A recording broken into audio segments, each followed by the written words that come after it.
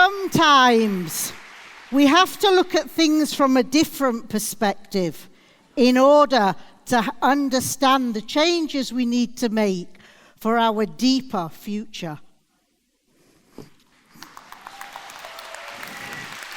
Can you do that? Can you look at things from a different perspective, or will you always consider just your point of view? Can you put yourself in someone else's shoes? Or will you always consider what benefits only you? Once upon a time, the world was governed by women. Some say it's fact, others say it's myth. If it was fact, we would have to rewrite the history books. But whether it is fact or whether it is fiction, we need to understand the reality of today. Today, 50% of the world is women. We are not the minority, we are not the majority, we are the equal. We should not need special gender policies. We should receive the same. Oh, God, I can hear you already. It's another feminist speech. You've already stopped listening. You've already decided to consider things from just your point of view. But let's face facts. We have to have women because we're the only ones who can have babies. Science has not yet created a solution for that, nor have we convinced men to go through the pain of childbirth. The hunter-killer instincts of men is no longer needed. The power, control, and egos of the male species is in effect leading to the destruction of mankind. The political, economic, social, cultural incompetence of men is leading to a war with a world without peace. Increasing wars, increasing instability, depletion of natural resources, increased climate change challenges, increased atrocities against the human rights of men, women, and children. Even religion has been corrupted by men. There's evidence and there's statistics to support my views. However, we're not going to go into those arguments now. We need solutions for our deeper future. I'm going to apologize in advance. I am going to be very cruel and I am going to be very direct. Time is running out. I am not prepared to wait the predicted 117 years for parity for women. We know that quotas, positive discrimination, legislation, and blaming women for not applying for the jobs is not working.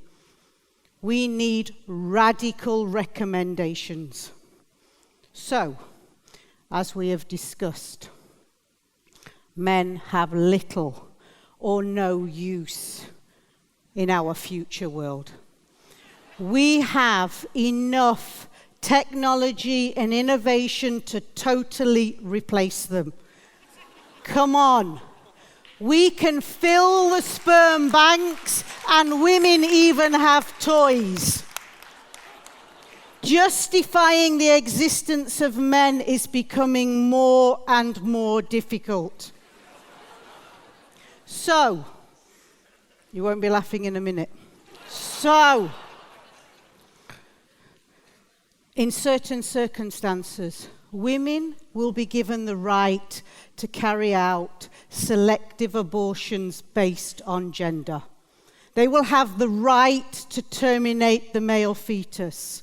Male infanticide can be carried out where a woman considers that she has sufficient sons and no longer wishes to maintain anymore. Boys will be educated to the age of 12 and thereafter be put into marriage, domestic service, or low-paid jobs. Accepting that women are more competent and have greater value than men. Men will be paid at least 20% less. They will receive pensions of at least 30% less, if at all. Less than 2% of CEOs will be able to be men. Less than 15% of non-executive board directors. In all cases, women will choose the most suitable candidate from their network of friends and family. We have to make sure that men feel included, and legislation is created to protect them. But by ensuring that we have less than 25% men in the decision-making process, we can ensure that none of this legislation is implemented. The control of men must be restricted. No land rights, no inheritance rights.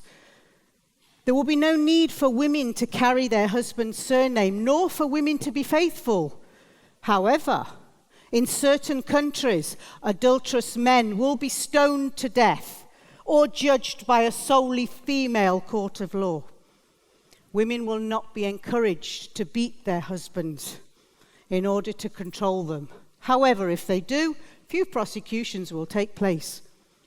Religion must be managed by women, because as for sure, God was a woman, because women are the only creators of life. My recommendations can go on, but I can see you're already shocked. You are ready to burn me at the stake like all women who have dared to speak out against the injustice of men in the past. But now I ask you, walk through my words and replace the word male with female, the word man with woman, and the word boy with girl.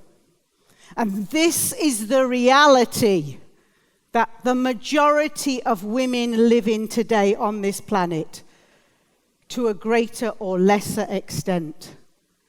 This is not the future, this is the now.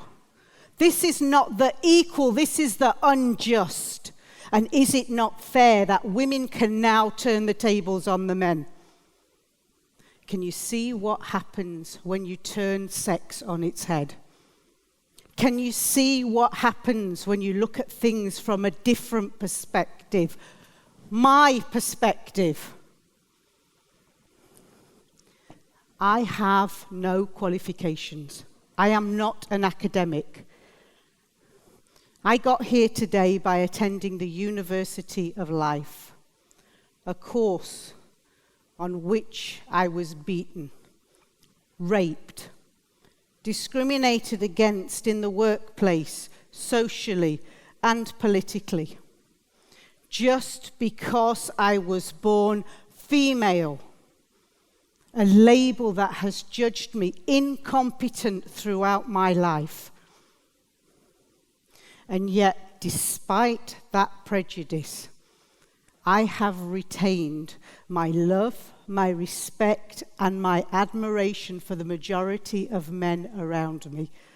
Because I know if we are to make change, then we will need the strong men to be the equal drivers of that change. You see, weak men fear strong women.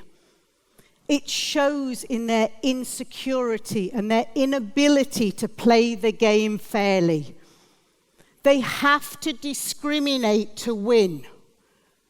Only in this game, we will all be losers. Because we only have one humankind. We only have one planet on which we should have all been born equal. I believe in democracy, but there is no democracy where 50% of the population is treated as the minority, where women are given unequal voting shares due to the corrupt position of appointments, the process of appointments, the old boys' networks. Whether you were born a boy or a girl, conceived a boy or a girl, you should have equal rights to love, to life, to education, to health, to prosperity, to opportunity. 50% of the planet belongs to women. We do not want control. We do not want power. For a sustainable future, we are willing to compromise. We just want parity, equity and equality, where equal means 50-50, and equity means we are equal, but we are different. Next time you make a decision, any decision, turn it on its head. Would you be willing to accept the same decision if you were born with the opposite sex gene? And women, we cannot lay the blame solely at the feet of the men. We have to take responsibility. When you see injustice, speak out. When you see that we are not being given the equality or the equal that we deserve, take it, because we will never be given it.